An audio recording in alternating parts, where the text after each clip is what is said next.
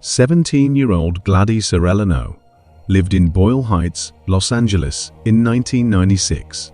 She was beautiful, intelligent, and had big dreams for her life. Gladys was last seen on January 28, 1996, leaving her home. When she failed to return home later in the day, she was reported missing by her family. 2 days later, her body was found off a main road in a ravine in Topanga Canyon. She had been assaulted and strangled. Serology evidence was collected from her body, and a DNA profile of the unknown offender was uploaded to the state and federal DNA databases, but a match could not be found. An extensive investigation was completed by the investigators at the time, but it led nowhere, and the case went cold until 2019, when Los Angeles police arrested a man by the name of Jose Luis Garcia for domestic assault. During the booking process, DNA swabs were taken from Garcia and processed. Investigators then realized that his DNA matched the DNA that was taken from Gladys Lopez's body. Detectives visited Garcia and questioned him about Gladys. The crime took place when he was just 19 years old. They obtained a second DNA swab from him. The Los Angeles Crime Lab was then able to confirm that Garcia's genetic profile matched the unidentified sample taken from Gladys's body in 1996. 43-year-old Jose Luis Garcia was arrested by U.S. Marshals on September 29, 2019 in Dallas, Texas. He was extradited on October 14 to Los Angeles County, where he was held on a $1 million bail. Detective Hugo Reynaga said this case is typical of the type of unsolved cases that the detectives are faced with on a daily basis. We are gratified that we are successful in bringing this tragic case to a close. Reynaga confirmed that investigators were looking into the possibility that Garcia was involved in other crimes as well. Gladys Lopez's niece and goddaughter, Samantha Moreno, spoke movingly of the need to remember her godmother as well as all other women who were victims of violence. Recognizing her life is important. Beautiful Latina souls from Boyle Heights should never be forgotten. Moreno said acts of violence against women should never be forgotten. Samantha Moreno thanked the detectives who never lost sight of finding justice. Gladys Lopez's case was worked on by retired detectives Joe Purcell and Sean McCarthy, who both work part-time on the Sheriff's Department's Unsolved Case Unit. Thank you for not giving up on our Gladys, who was a loving daughter, sister, aunt, and godmother. Gladys was only 17 when her life was taken. She had a beautiful soul. She was beautiful, intelligent, gorgeous, and she had a radiant smile. She had such big dreams for her life.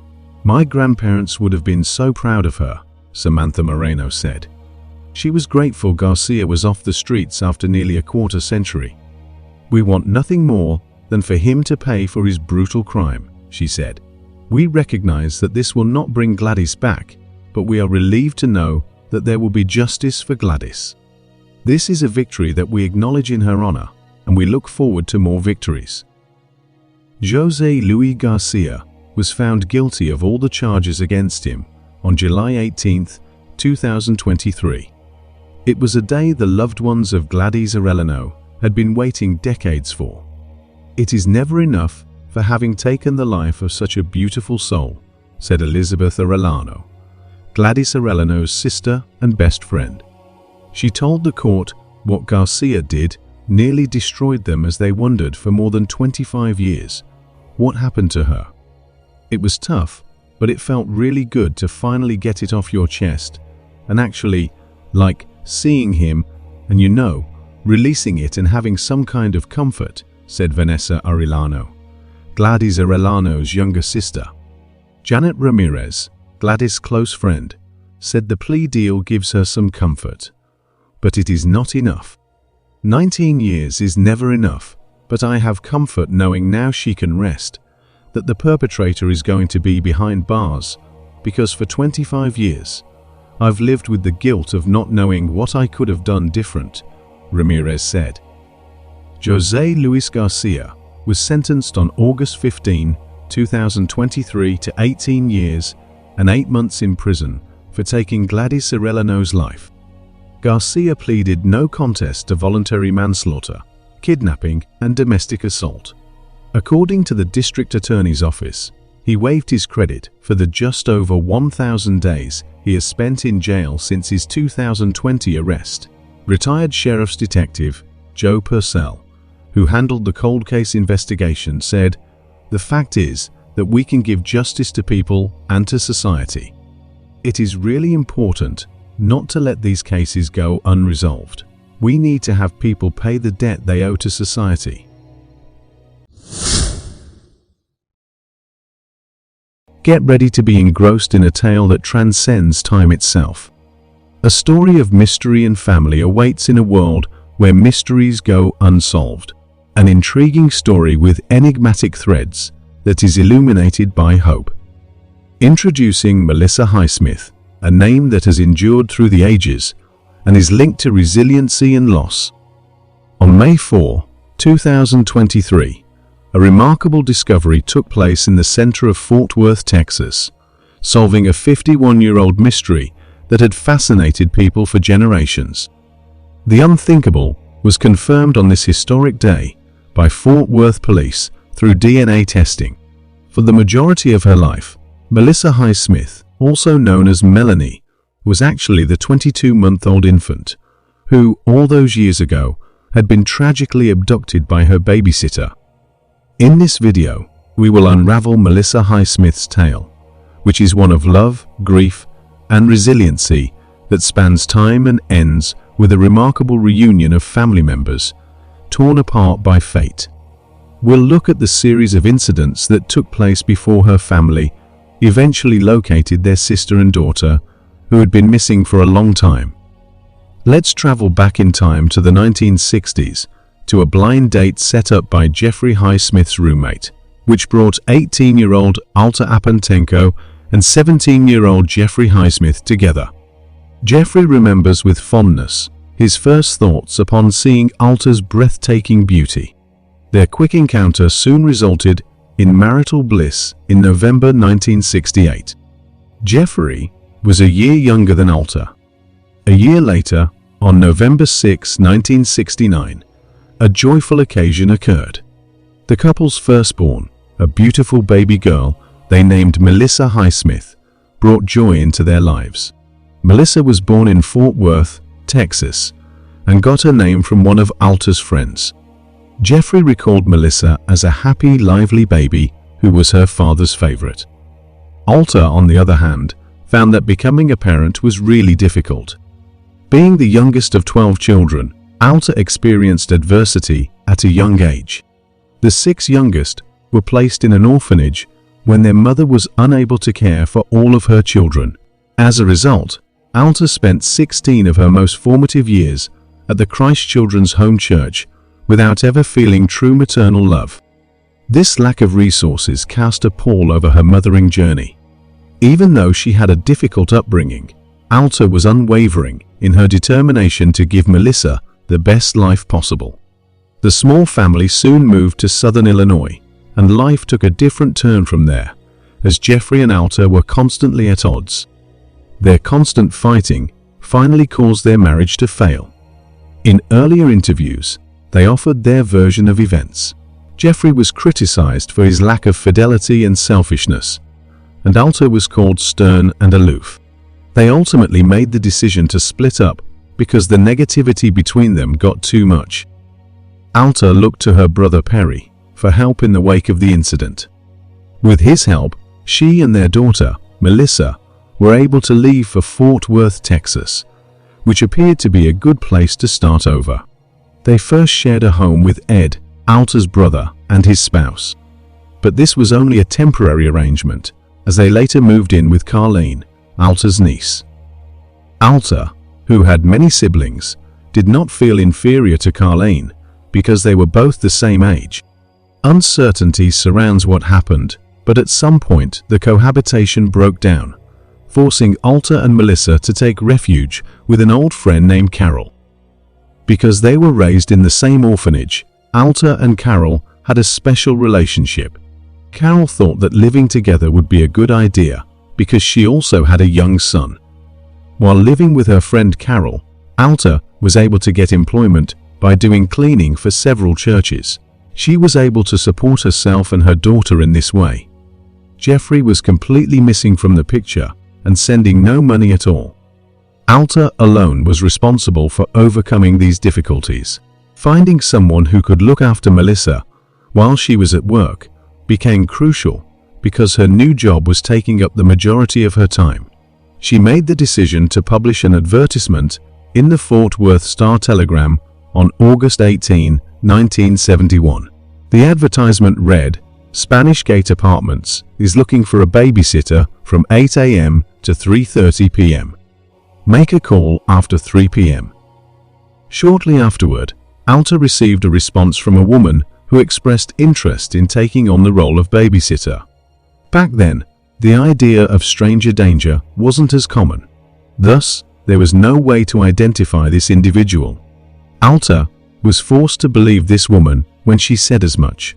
Even so, she made an effort to establish some credibility by setting up a meeting in order to speak with the woman and get some important questions answered before giving her 22-month-old daughter to the babysitter.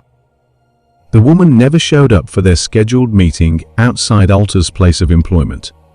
Alta was under pressure to keep her job by reporting for work the following day, which caused her a great deal of anxiety due to this unanticipated hiccup. The babysitter promised Alta that she would take care of Melissa, even though she did not show up for their first appointment. She mentioned Melissa could have fun in her large backyard, which was a detail Alta found appealing. Despite their unsteady beginnings, Alta was forced to accept this babysitter's services because she was forced to do so by her professional obligations. As a result, Alta left her daughter Melissa in the temporary care of her roommate Carol on the morning of August 23, 1971. Interestingly, Carol didn't take on full-time babysitting duties that day, despite having her own son. Although the precise causes of this are unknown, rumors circulated that she had prior arrangements. That August morning, Alta had to rush off to work, leaving Melissa and Carol, who was probably still drunk from the previous night, behind. It's assumed that someone came to the house at 8:30 a.m. The odd thing about this is that it's unclear if this person was a man or a woman. They identified themselves as Ruth Johnson and claimed to be Melissa's anticipated babysitter. The visitor's most distinctive feature was a pair of long white gloves, an odd, almost ostentatious choice, given the intense summer heat in Texas. The fact that gloves were present has sparked conjecture that they may have served as a preventative measure to remove any DNA evidence, in addition to being a cunning ruse to conceal the subject's true gender. Carol did as directed and gave baby Melissa to this woman she could only refer to as Ruth Johnson. It's interesting that this person offered to look after Carol's son as well after entering the home. Carol turned down that offer for reasons that are unclear and passed Melissa on to her. This marked Melissa's final appearance for a really long time. Alta, who had been quite busy at work, had given the babysitter instructions to drop off Melissa by 5 or 6 o'clock in the evening when she got home. But the babysitter did not arrive, leaving Alta to wait tensely for Melissa. With no way to get in touch with her, Alta felt powerless. When Alta called the police in a desperate attempt to locate her daughter, she was told that she would have to wait a torturous 24 hours for any action to be taken. Melissa had not been seen in a long time, even after the 24-hour market had ended. Due to the seriousness of the situation, the FBI and the Fort Worth police collaborated on the investigation, which focused on Melissa's father, Jeffrey, at first as a possible suspect. Jeffrey, who was equally shocked by Melissa's abrupt disappearance, was being watched. But as they dug further into the case, investigators started to turn from a family-centered viewpoint to a darker possibility. Recent research on non-family infant abduction carried out by the National Center for Missing and Exploited Children, stated that these kidnappings were frequently carried out by single women who were unable to conceive and therefore turned to stealing children from other people. In the decades that followed Melissa's kidnapping, this theory came to be accepted as the leading theory in the hunt for her. For Alta, the stormy days and weeks, and eventually months, had been extremely damaging. She became entangled in an unending circle of blame and guilt. It was unbearably painful to bear. It was a trial every day. With her heart aching, Alta tried to make amends with Jeffrey, who was having emotional problems of his own, and at first turned her offer down. It would take about 2 years for Jeffrey to make up his mind to move back to Fort Worth, where they would reaffirm their vows in a more private and intimate ceremony. Over the next few years, Alta and Jeffrey's lives saw joy reappear once more. They accepted 4 additional blessings. In addition to a son named Jeffrey, who was christened after his father with affection, they had 3 daughters named Rebecca, Vicky, and Sharon. There was nevertheless an unspoken secret. The kids didn't know their eldest sibling was missing. It remained a well-kept secret for many years, coming to light only when the kids were 8 or 9 years old. One day, Jeffrey, their father, decided to tell the children about Melissa, while Alta clung to her silence, her past haunting her constantly, and her guilt over Melissa's disappearance overwhelming her. The weight of this unfinished chapter grew as the year went by. They realized what had happened. They had a sister, a sibling who may still exist somewhere in the world today. For years, this idea stoked an insatiable curiosity and renewed interest in locating their sister Melissa, the family's missing piece. The family kept looking for Melissa non-stop, never giving up. They kept her name alive and in the public eye in the current era of technology by sharing their heartbreaking story through podcasts, newspapers, and even online forums like Web Sleuths. They embraced social media, setting up a Finding Melissa Highsmith Facebook page and requesting assistance from anyone who could lead them to the truth. The Highsmith family experienced heartbreak and hopelessness in their search for Melissa. They raced across states, following every lead that looked promising, and their tenacity knew no bounds. Then, in September 2022, there was a ray of hope when an anonymous tip about a potential sighting in South Carolina was received by the National Center for Missing and Exploited Children. Even though it finally came to a dead end, the family's desire to carry on searching was rekindled by that almost successful discovery.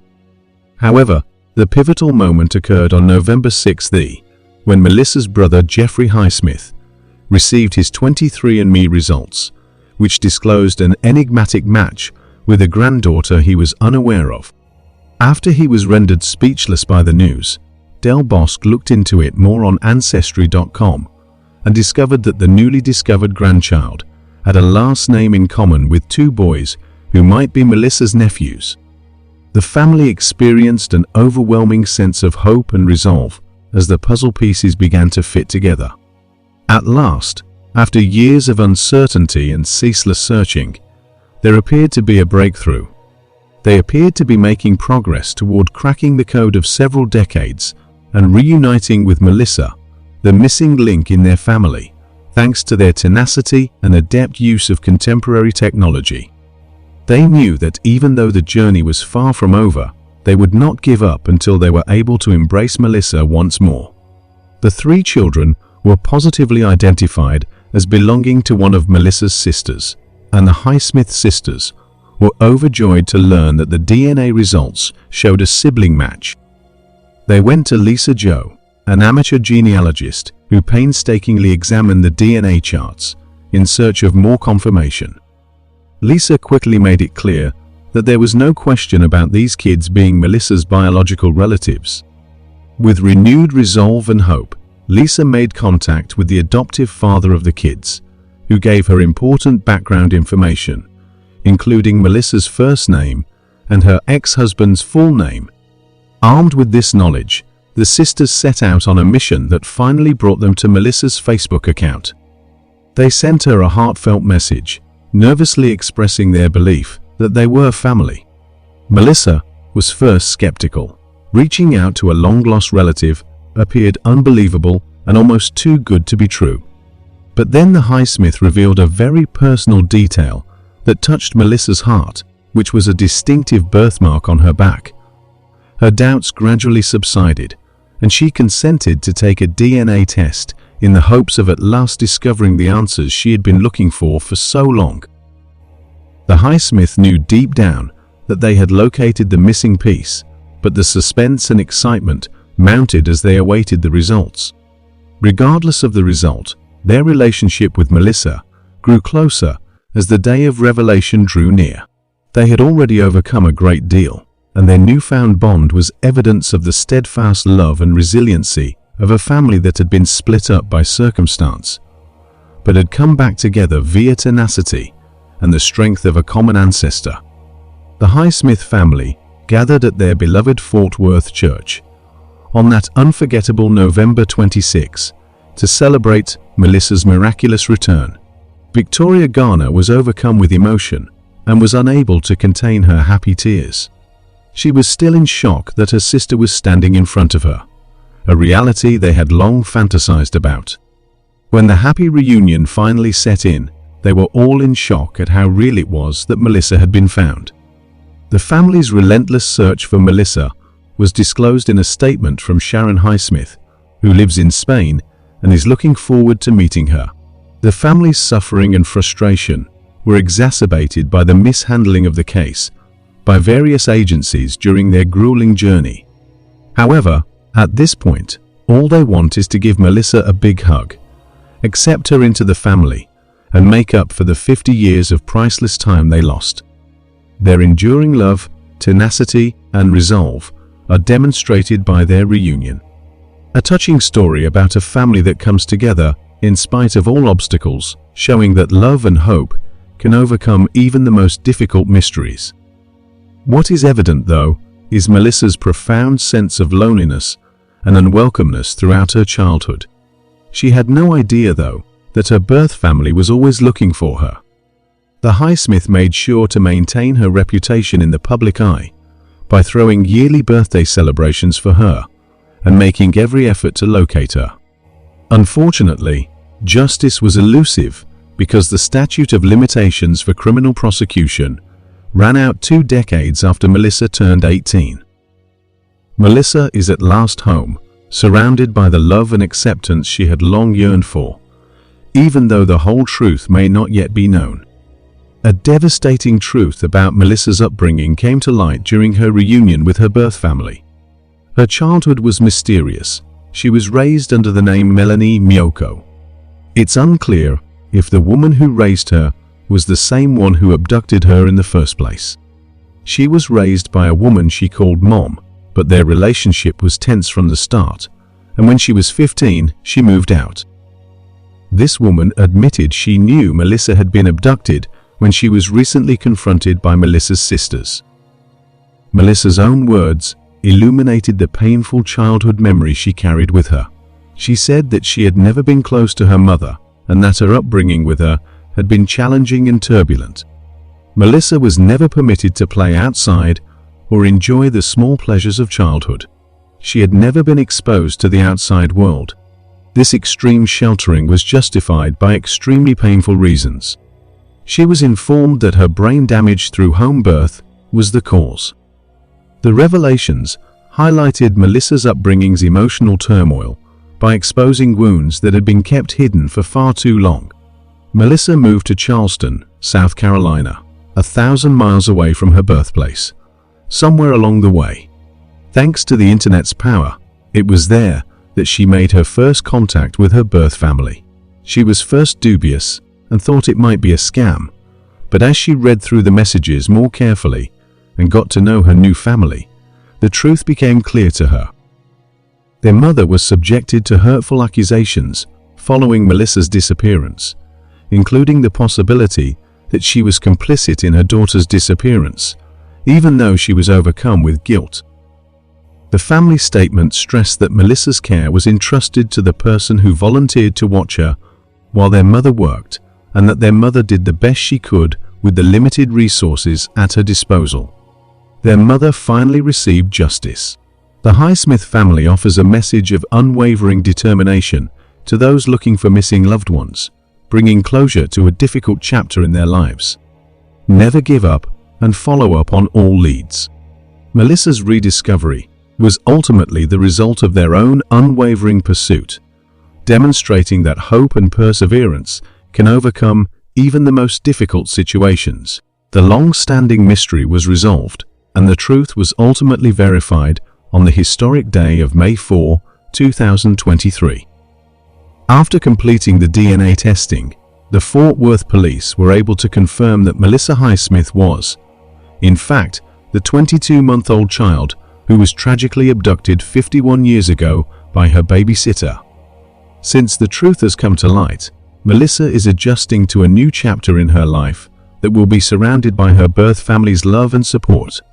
As she comes to terms with having 2 parents, 4 siblings, and a plethora of nieces and nephews who were eager to find her, the enormity of the discovery is beginning to sink in. Melissa was amazed by her large and loving family's revolution. She used to think that she didn't have many family members, but now she realizes that she has a large, caring network of people who have never stopped looking for her. Her mother, with whom she instantly connected, is a touching example of the strength of familial bonds that endure despite time and space. Melissa is taking back her real first name and dropping the name Melanie, which she went by for the majority of her life, as she continues to come to terms with her new identity. Her wish to see her father walk her down the aisle in a rekindled marriage to her present spouse, and her wish to spend more time with her mother, are both lovely expressions of love and forgiveness. After this incredible journey of rediscovery, we are left with unanswered questions that make our hearts ache. All those years ago, who was this mysterious person wearing white gloves? Now that she's embraced her birth name and re-established contact with her family, what does her future hold? Please share your thoughts in the comments section. The city of Eureka in Humboldt County, California, is sometimes referred to as the heart of the U.S. Redwood Coast. However, on the downside, when compared to other locations with comparable populations, Eureka is ranked among the most dangerous cities in the nation. Eureka has a violent crime rate of 38.4, which is higher than the 22.7 national average.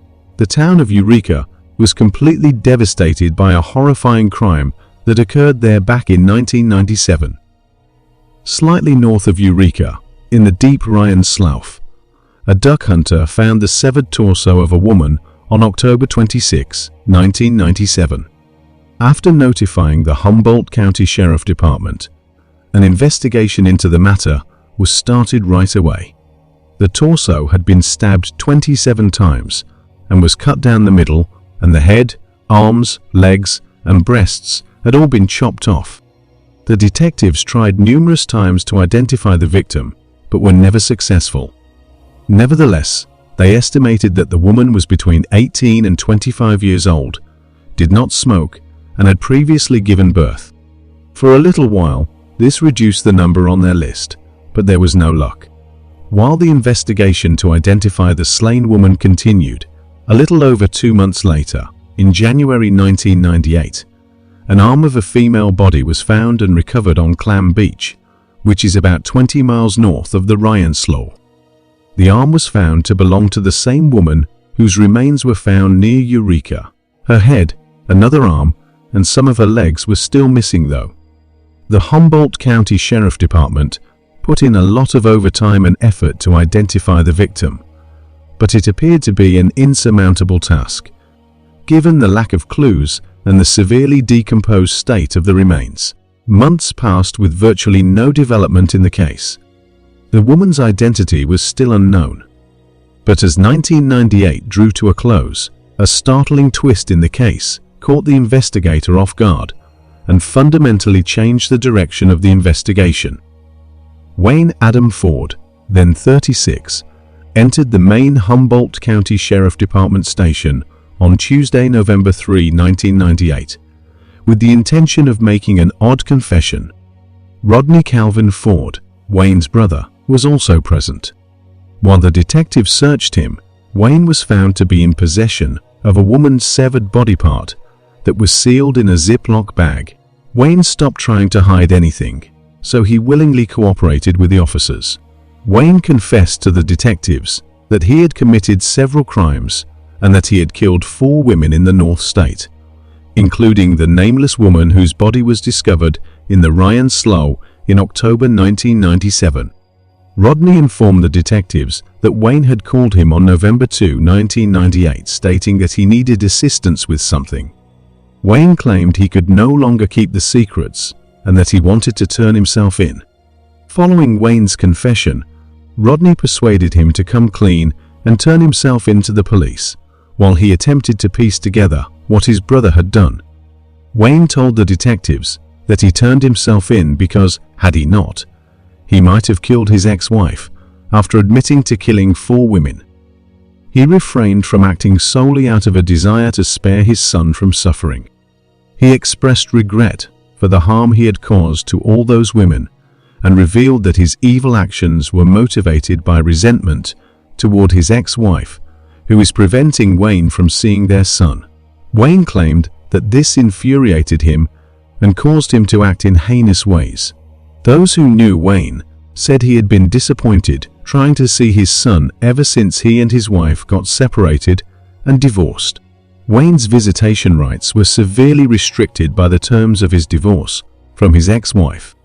On November 3, 1998, Wayne was taken into custody without any delay. Dennis Dewis, the sheriff of Humboldt County, spent 3.5 hours interviewing Wayne in an effort to get detailed information about his victims that would aid in their identification. Wayne claimed to have dismembered 3 of his victims and strangled the other one. Wayne listed 4 women who were hitchhikers. Wayne acknowledged that he had attacked each of them before mutilating and strangling them.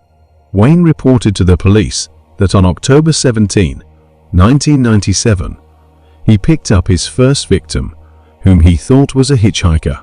He continued to describe the horrific events of that day, including how he had attacked her, strangled her, and then severed her body. The possibility that the woman Wayne was referring to could be the one whose remains were discovered in October 1997 occurred to the detectives. However, Wayne did not seem to remember the name or face of that woman. During the course of the investigation, detectives searched places where Wayne had lived and discovered more remains that they believed belonged to the unidentified woman. The investigators also discovered that Wayne attempted to cook some of the unidentified woman's remains and stored them in his trailer's freezer for nearly a year. The woman's identity remained a mystery despite this information, and numerous body parts were still missing. Tina Renee Gibbs, a Las Vegas prostitute who is 28 years old, is the second victim that Wayne picked up sometime in 1998. Tina's naked body was discovered on June 2, 1998, in the California Aqueduct, close to the Kern County town of Buttonwillow. Tina was the only known victim of Wayne's that had not had her body severed. She had been strangled to death. In September 1998, 4 months after he had attacked and killed Tina, Wayne picked his third victim and struck again. This time, he picked up a 25-year-old Fontana prostitute named Lynette Dion White, next to an Ontario truck. On September 25, 1998, Lynette's nude body was found floating in a San Joaquin County irrigation canal. The exact cause of Lynette's death was still unknown, but it was thought to be homicidal violence with an unclear ideology. Wayne admitted to the detectives that he had paid Lynette to stay with him for a night, the night she passed away. Wayne killed 29 years old Patricia Ann Tames less than a month later. She was his 4th and final victim before he turned himself in. On October 23, 1998, Patricia's naked body was discovered floating in the California Aqueduct in San Bernardino County, close to Hesperia. One of her breasts had been chopped off and she had been strangled. When Wayne entered the police station to turn himself in, this was the body part he had been carrying in the Ziploc bag for over a week. Patricia was taken by Wayne from a convenience store, and similar to Tina, he paid her to stay the night. Sadly, Patricia also did not make it. Patricia's cause of death was determined to be strangulation with a possible thoracic spine fracture, as well as a broken neck beneath her shoulders. Wayne was being held at the Humboldt County Jail on murder charges, with a $1 million bail. The detectives reported that Wayne was contrite and seemed to have come to a realization about his involvement in certain things in life. Wayne's past was investigated further by the authorities to see if he had been involved in any other killings. On December 3, 1961, Wayne Adam Ford was born in Petaluma, California. He was the second child born to an immigrant German mother and an American father. When he was 10 years old, his parents divorced, which had a lasting impact on his life, and led him to enroll in the U.S. Marine Corps after dropping out of high school. Before receiving an honorable discharge in 1985, he served for 6 years. Wayne was struck by an inebriated driver in an accident that occurred in November of 1980. He suffered a head injury in the accident and spent 9 days in a coma. Wayne's family claims that following that incident, his personality underwent a significant transformation. Wayne began to experience psychological problems in 1983, and these problems only got worse over time, necessitating multiple hospital stays. Wayne received a diagnosis of borderline personality disorder not long afterward. Wayne had several run-ins with the law in the years that followed, including accusations that he had beaten and robbed a prostitute in Garden Grove, California, in 1986. He was taken into custody in 1990 on charges of animal abuse, and he spent a little time behind bars in San Clemente, California. Wayne was a bad husband to both of his wives, who eventually filed for divorce. After he had 2 marriages, Wayne worked as a long-haul truck driver and lived in a trailer park in Arcata, California, between 1997 and 1998, the year of the murders. In a San Bernardino County court on June 27, 2006, Wayne was found guilty on 4 counts of first-degree murder, and he received a death sentence in August of 2006. He is currently incarcerated in San Quentin State Prison in California on death row. Investigators never gave up trying to identify the unidentified female victim of Wayne over the years. In an effort to find leads, they frequently examined missing person reports from the entire West Coast. They even tried using DNA databases to try and identify her. The woman's DNA was added to the National Unidentified Persons DNA Index, as well as the California Missing Persons DNA database. The DNA profile was regularly compared in the combined index system with profiles of other remains and missing persons. Regretfully, there was never a profile match. The woman's identity was still a mystery. William Honol, the sheriff of Humboldt County, established a cold case unit in 2021 and tasked 2 investigators with the sole responsibility of reviewing and examining their department's unresolved cases in search of fresh leads. In December 2022, the Humboldt County Sheriff Department collaborated with the California Department of Justice and Othram, a forensic genealogy lab, to investigate the possibility of using advanced forensic DNA testing to identify the unidentified woman or a close relative. Courtesy of detectives, Othram received a DNA sample from the woman's preserved remains. Forensic genome sequencing was employed by Othram scientists to create a thorough DNA profile of the woman. By using this profile for forensic genealogy, the investigators were able to find a possible DNA match that took them to Kerrie Cummings. Investigators speculated that Kathy may be a close relative of the woman who was never identified. The detectives got in touch with Kathy and inquired about any missing family members. According to her statement, Kerrie Cummings, her sister, had vanished from the mid-1990s. The detectives asked Kathy about the last time she had any communication with Kerrie. Pushing herself to focus more, Kathy remembered the last time she had seen her sister Kerrie, which was in 1997. After obtaining a sample of Kathy's DNA, investigators compared it to the sample found on the deceased woman. At last, there was a match. The remains of Kerrie Cummings were formally identified in June 2023. Kerrie was, as it turned out, only 25 years old when she was killed. Kerrie's identity had been unknown for 25 years, but it was no longer a mystery. To provide Kerrie's family some closure, the detectives contacted them and told them of Kerrie's tragic case. Kerrie's sister Kathy informed the detectives that although she was a lovely, intelligent and humorous woman, she was suffering from an untreated mental illness. Before the family lost contact with her in 1997, she was couch surfing in Eugene, Oregon.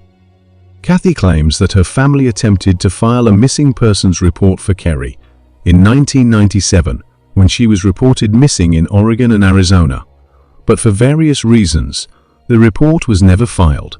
Kerrie's family was informed that she was an adult who had made her own lifestyle choices. There was nothing the police could do if she posed no threat to herself or others. Kerrie was never added to any national databases or listed as missing as a result of this. The investigators hoped that this identification would help provide some closure and peace of mind, even though they were aware that they could not ease Kerrie's family's suffering. In addition to giving them pride, Kerrie's case gave them hope that more cases like hers could be resolved with perseverance. The Humboldt County Coroner's Division is currently working to return Kerrie's remains to her family so that a fitting funeral and burial can take place. Wayne Adam Ford is still incarcerated at San Quentin State Prison on death row, while the detectives continue to be committed to reviewing cold cases in collaboration with Othram and the California Department of Justice.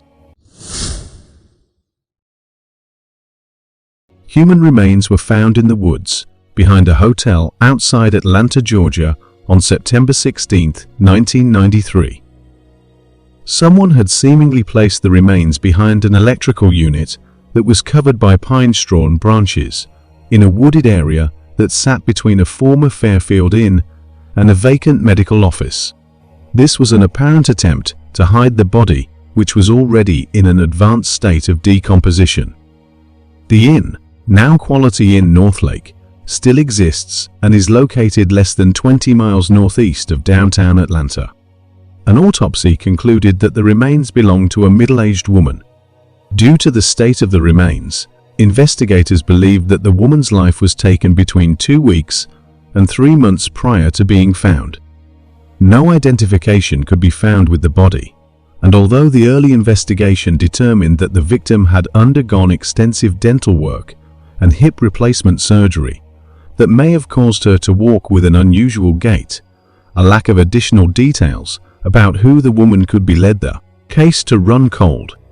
Finally, in March 2023, the DeKalb County District Attorney's Office announced that they identified the Jane Doe as 52-year-old Rebecca Becky Burke. Becky was eventually identified through forensic genetic genealogy, an advanced form of DNA testing that involved the National Missing and Unidentified Persons System, and Othram, a company that specializes in forensic genealogy to help solve cold cases. Forensic genetic genealogy combines traditional genealogy research with DNA analysis and is often used to identify both suspects and victims in criminal cases, where more traditional identification methods have been unsuccessful. The District Attorney's Office said those tests linked Becky's remains to a family member, which allowed investigators to learn more about her and her background. Authorities say Becky may have also used the last names McKesney or Barnes, and her last known residence was in either the Marietta or Smyrna areas of Cobb County, Georgia. A cold case task force is seeking information about a possible suspect. DeKalb County District Attorney Sherry Boston urged anyone who knew Becky or worked at the area where her body was found around that time to contact authorities. "We are very grateful to finally have identified Becky Burke's remains, but the work does not end here," Sherry Boston said in a statement. Becky Burke was described as white, with long curly light brown hair. Officials also believe her to have stood at 5 feet 5 inches tall and weighing close to 130 pounds. If you have any information about Becky's last days, please contact the Cold Case Tip Line 404-371-2561. The body of a male was found on June 11, 1984, by a farmer in rural Lincoln County, Missouri. The body was discovered inside a pump house near Highway FA, outside Troy, Missouri. The man was wearing an expensive Bill Blass gray suit with red pinstripes, a winter tie, and a cashmere peacoat. An autopsy determined that the man lost his life months before being found. He suffered a fatal gunshot wound to the back of the head. Analysis performed at the time of discovery suggested that these were the remains of an adult male of European ancestry, and he was between 40 and 80 years old. He likely stood between 6 feet to 6'2" inches tall. Unfortunately, investigators were not able to name the victim, let alone the perpetrator, so the case went cold. Then, on March 29, 2023, the Lincoln County Sheriff's Office announced in a press conference that the John Doe had been identified through a DNA match as Jack Langera, a 50-year-old real estate agent who had been living with his wife and son in Florissant, Missouri, when he went missing in 1982. The breakthrough is thanks to forensic genetic genealogy, the increasingly common practice of identifying DNA through comparisons to genetic profiles in genealogy databases. Now that detectives have a name, Captain David Hill said they are working to solve who took Jack's life and how his body ended up on a Lincoln County farm. "One of the interesting things about cold cases that are this old is you have to rebuild," Hill said. "Who did they hang out with? Who are their friends? Where did they work? What did they do?" Authorities believe Jack Langera lost his life not long after he went missing in 1982. His car was found a week after his disappearance at the Lambert Airport. Hill said it was too early in the investigation to elaborate more on the details of Jack's disappearance, including why someone may have wanted to hurt him. According to Hill, Jack's family said they filed a missing person report when he went missing, but sheriff's investigators are still trying to find investigative files from the 1982 case. Jack's remains were first tested for DNA in 2015, but lab researchers were not able to find a match in the DNA database, which contains DNA profiles obtained by law enforcement. The sheriff's office reopened the case after a Southeast Missouri State University anthropology professor, Dr. Jennifer Bengtson, offered in 2021 to help the cold case unit identify human remains. The professor and her advanced students identify which parts of the skeletal remains are best for testing and pay through grants and donations for DNA labs and to do genetic analysis. Othram, a private DNA lab specializing in cold cases, performed the analysis in Jack Langera case. Dr. Jennifer Bengtson said, "The number of human remains still left unidentified is a tragedy of the scale that most people do not realize. Even though my lab is small, I'm really proud of my students for helping bring answers to these families." Anyone with information on Jack Langera case should contact the Lincoln County Sheriff's Office at 636-528-8546.